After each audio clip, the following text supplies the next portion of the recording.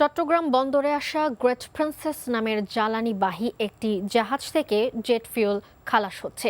জাহাজটি এসেছে সিঙ্গাপুর থেকে। গ্রেট প্রিন্সেস নোঙর করেছে চট্টগ্রাম বন্দরের ডলফিন জেটিতে। এই জাহাজটি 12,000 মেট্রিক টন তেল নিয়ে এসেছিল। এছাড়া 35,000 টন ডিজেলবাহী একটি এমটি লুসিয়া সলিস নামের অপর একটি জাহাজ চট্টগ্রাম বন্দরের ডলফিন জেটিতে নোঙর করেছে। আমদানি করা জ্বালানি নিয়ে আসা জাহাজগুলো থেকে এরই মধ্যে শুরু হয়েছে খালাস প্রক্রিয়া। অপরদিকে বন্দরে আসা এমটি টর্ম দামিনীতে রয়েছে 33,000 টন ডিজেল। এর বাইরে দেশের পথে রয়েছে দুইটি এলএনজি বাহী জাহাজ, যেগুলো চলতি সপ্তাহের মধ্যে পৌঁছানোর কথা।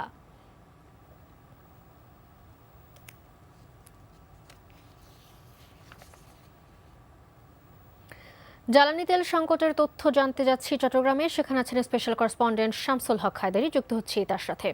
হায়দারি, চট্টগ্রামে জ্বালানি পরিস্থিতি কেমন দেখছেন, আর বন্দরে নতুন কোনো জাহাজ ভিড়েছে কিনা জানাবেন।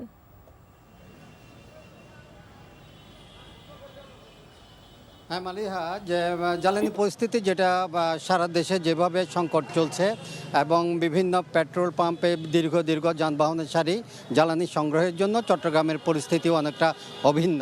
তো এখানে আমি যেই পেট্রোল পাম্পটিতে আছি, এটার ব্যবস্থাপক যিনি, তার সাথে আমি কথা বলেছি। ওনাকে জিজ্ঞেস করেছিলাম যে আপনাদের জ্বালানি সরবরাহের পরিস্থিতিটা কি। উনি জানিয়েছেন যে আমরা স্বাভাবিক সময়ে 6 ভাউচার জ্বালানি পেতাম। 6 ভাউচার মানে 6টি গাড়ি, যে প্রতিটি গাড়িতে 9,000 লিটার করে থাকতো।